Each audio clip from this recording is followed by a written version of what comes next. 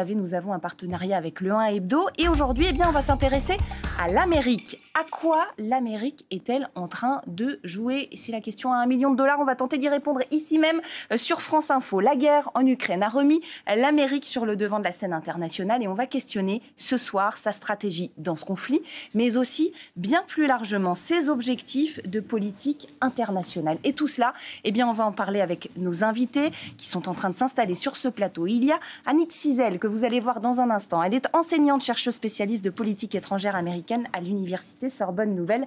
Bonsoir et bienvenue. À côté de vous, Pascal Boniface. Bonsoir Pascal. Bonsoir. Vous êtes directeur de l'Institut des relations internationales et stratégiques.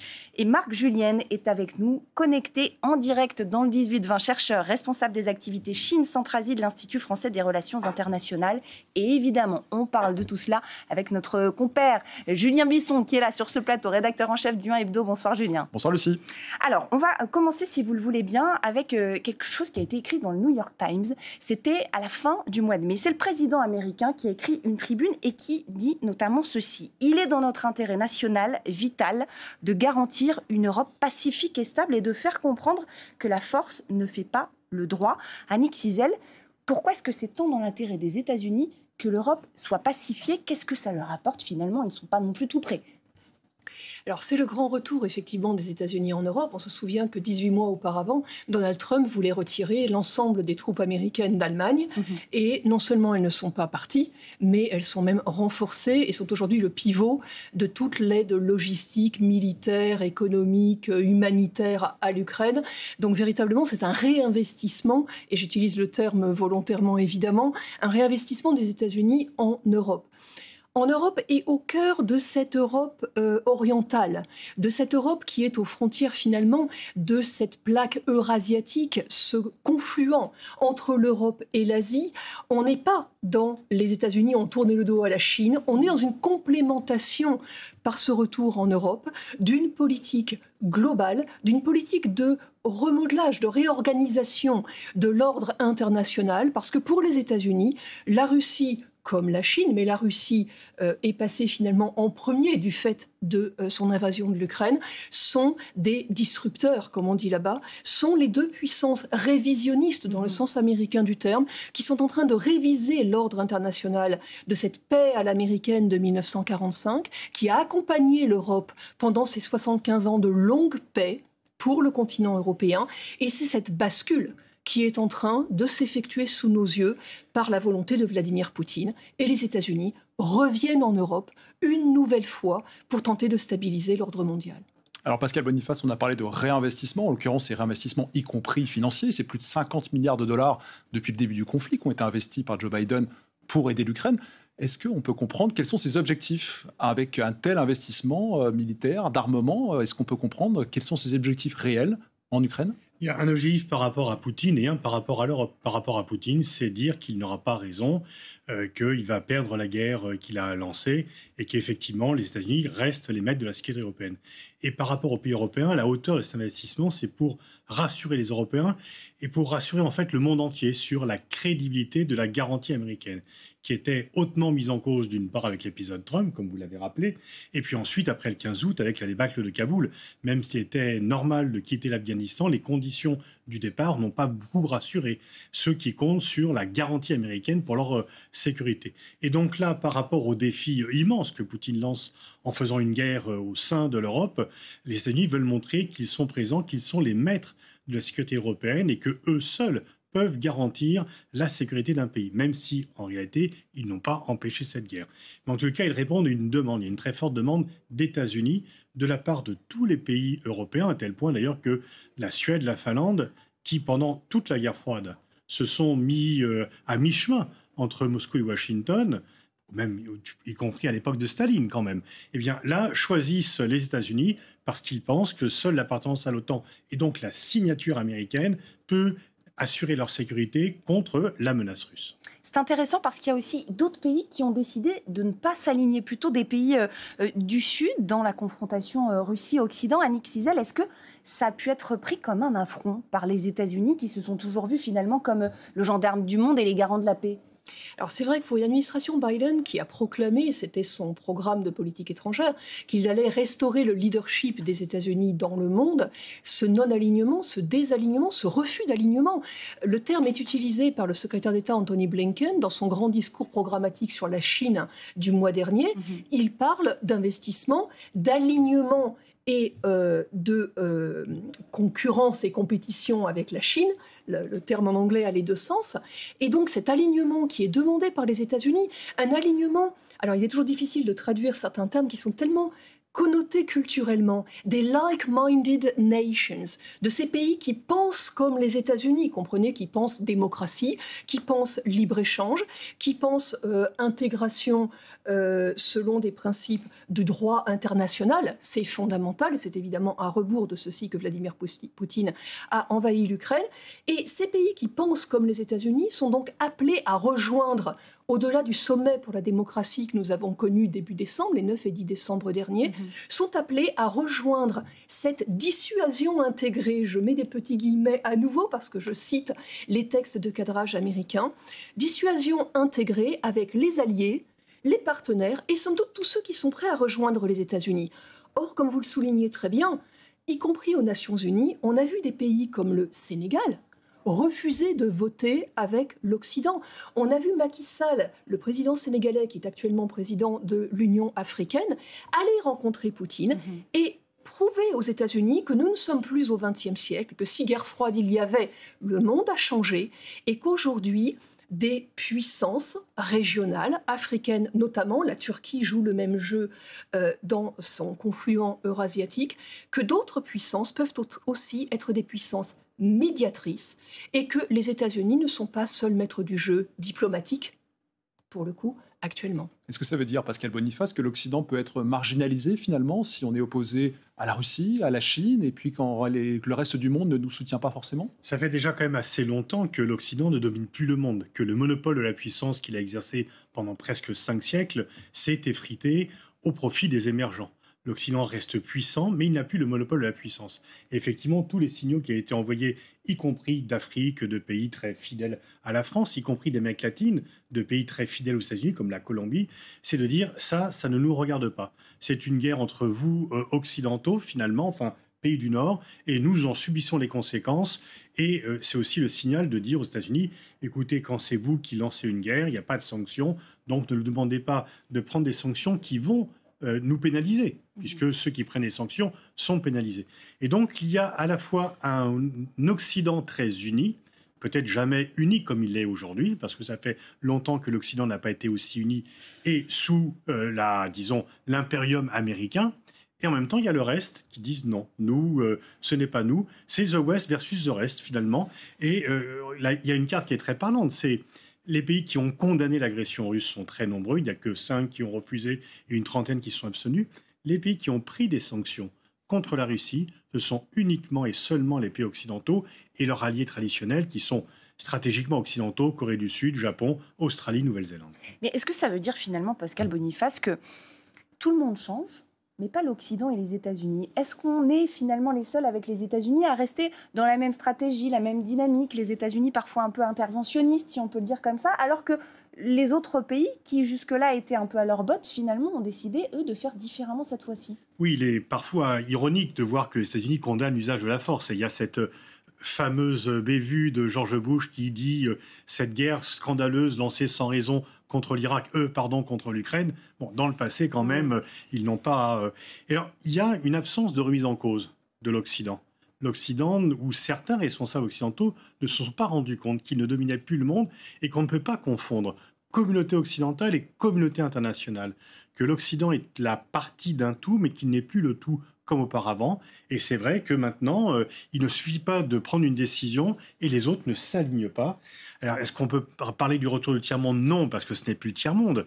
Les non-alignés, pas tout à fait, mais en tous les cas, on voit bien que il n'y a aucun pays latino-américain, aucun pays asiatique, sauf les alliés des occidentaux traditionnels, aucun pays africain n'a pris de sanctions contre la Russie, tout en reconnaissant qu'il y a une agression, en disant les sanctions, c'est l'agenda occidental, c'est toujours l'Occident qui décrète des sanctions. Nous-mêmes avons d'ailleurs souvent été punis de ces sanctions. Donc on ne veut pas participer à ce jeu-là. Et nous, on va voir notre propre intérêt. Où est notre intérêt dans l'affaire? C'est peut-être de conserver, pour diverses raisons, des relations avec la Russie.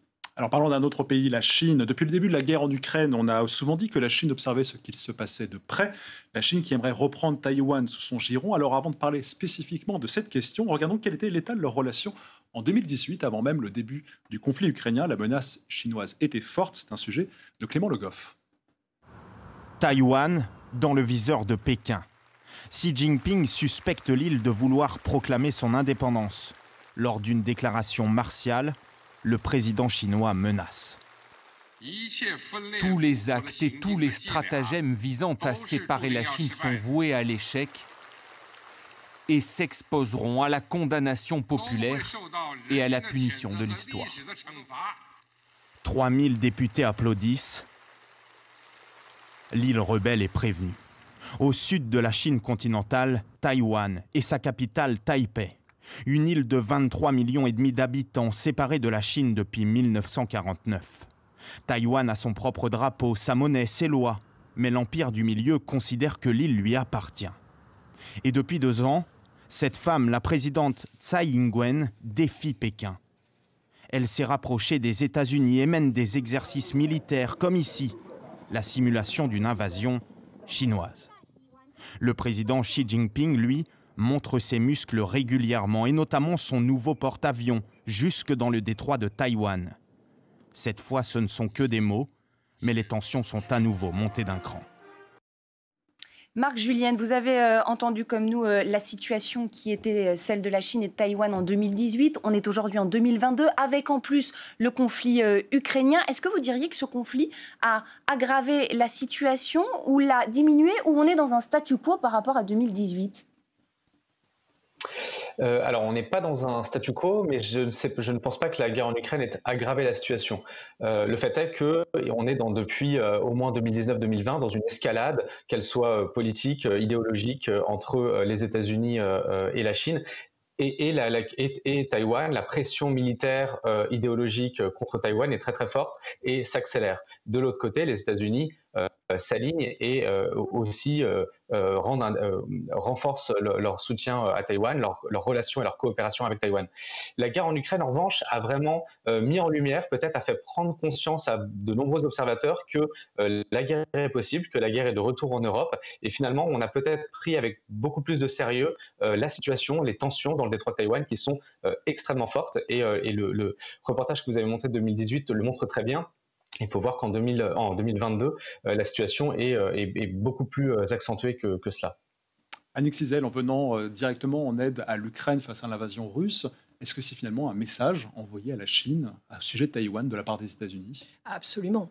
Absolument. Message qui a été reçu d'ailleurs 5 sur 5 et par les Chinois et par les Russes qui en ont profité pour augmenter le nombre d'exercices militaires maritimes en mer du Japon, en mer de Chine du Sud, y compris quand Joe Biden était pendant 10 jours en Asie et où des avions et des navires, mais pas uniquement chinois, russes également, sont venus rappeler et au Japon et aux États-Unis qu'il y a un petit armistice qui n'est toujours pas un traité de paix entre le Japon et la Russie et que la Russie est donc également de l'autre côté du globe. Mais pour autant, donc les deux situations sont imbriquées. Et le message est clair. Il est évidemment plus clair sur Taïwan parce que là, il y existe un traité effectivement entre les États-Unis et Taïwan, le traité des relations entre les deux pays de 1979. Les États-Unis souhaitent rester dans leur ambiguïté stratégique de reconnaissance de la Chine unique, mais pour autant de ne pas pousser Taïwan à l'indépendance, ce qui est un casus belli pour la Chine. Ça a été rappelé par Xi Jinping. Pour autant, Shinzo Abe, l'ancien Premier ministre japonais, et les deux anciens et nouveaux Premiers ministres australiens poussent les États-Unis aujourd'hui à renoncer. Il y a un éditorial de Shinzo Abe qui est paru dans, je crois, The Atlantic, je vais me tromper de magazine américain, pardonnez-moi, mais qui essaye de faire pression sur l'administration Biden pour que cette administration renonce à cette ambiguïté stratégique et de la même manière que les États-Unis sont en train de trancher militairement en Ukraine, s'engagent de manière plus claire, plus offensive, plus simplement dans la dissuasion, dans une forme de dissuasion offensive envers Taïwan, pour le cas où Taïwan déclarait son indépendance. Encore une fois, ça a été rappelé par Xi Jinping récemment, c'est un casus belli pour la Chine. Mais il y a eu des mots qui ont été prononcés déjà par Joe Biden à ce sujet. Marc-Julienne, j'aimerais entendre votre avis là-dessus. Fin mai, Joe Biden qui a dit vouloir défendre Taïwan militairement, qui en fait a d'une certaine manière menacé la Chine en cas de potentielle intervention. Est-ce que vous avez l'impression que c'est une position qui a radicalement changé de la part des États-Unis d'affirmer comme ça qu'elle pourrait intervenir militairement ? Alors, sur la forme, c'est un changement. Sur le fond, c'en est pas. Je m'explique. Depuis 1979, ça a été rappelé, la doctrine américaine à l'égard de Taïwan, c'est cette ambiguïté stratégique. Et donc, c'est justement de ne pas dire ce que les États-Unis feraient en cas d'agression chinoise. C'est tout le principe de la doctrine, c'est de rester dans l'ambiguïté. Et là, au mois de mai, Joe Biden a fait cette gaffe en conférence de presse où, quand une journaliste lui a demandé ce qu'il ferait dans le contexte d'une offensive chinoise, il a répondu laconiquement « oui ». Nous avons un engagement pour cela. On ne sait pas vraiment de quel engagement il parle, puisque justement les États-Unis n'ont pas d'engagement à défendre Taïwan. Ils ont un engagement, enfin ils se sont engagés à fournir à Taïwan les capacités de se défendre. C'est pas la première gaffe qu'il fait. Il avait déjà devant comme ça des journalistes évoqué des accords, des engagements qu'il avait ou un devoir de protéger Taïwan. Donc finalement, c'est une gaffe dans le sens où la Maison-Blanche a immédiatement rétropédalé, que le lendemain, il a dit qu'il n'y avait aucun changement dans la politique américaine à l'égard de Taïwan, c'est-à-dire on reste dans l'ambiguïté stratégique, on ne dit rien, mais je pense qu'en fait, il est trop tard. Je veux dire, à partir du moment où le président des États-Unis a dit qu'il allait le défendre, soit il a dit tout fort ce que tout le monde pense tout bas à la Maison-Blanche, soit il s'est trompé, mais ce serait assez peu crédible. Et de toute façon, le message est passé. Pékin a reçu 5 sur 5 ce message de les États-Unis interviendraient. Et puis par ailleurs, on peut aussi imaginer, quand on regarde les intérêts américains dans la région, il y a un certain nombre de raisons qui font que les États-Unis auraient un certain nombre de raisons pour intervenir, pour défendre Taïwan, que ce soit pour protéger ou en tout cas envoyer un signal plutôt positif à leurs alliés dans la région, la Corée, le Japon, que ce soit aussi pour empêcher la Chine de reprendre Taïwan et avec Taïwan d'avoir un accès libre à l'océan Pacifique et donc de pouvoir menacer plus directement les États-Unis. Et puis, vous le savez, Taïwan est une grande puissance technologique avec notamment un savoir-faire dans le domaine des semi-conducteurs, une brique technologique absolument indispensable dans l'industrie des nouvelles technologies. Et donc, les États-Unis n'ont pas envie que les Chinois mettent la main sur cette industrie. Pascal Boniface, le fait que Joe Biden montre les muscles de cette façon, est-ce que ça peut effrayer les Chinois ou au contraire ça peut exacerber les relations entre les deux pays? Est-ce que ça affaiblit les possibilités d'une invasion de Taïwan ou au contraire ça peut la renforcer?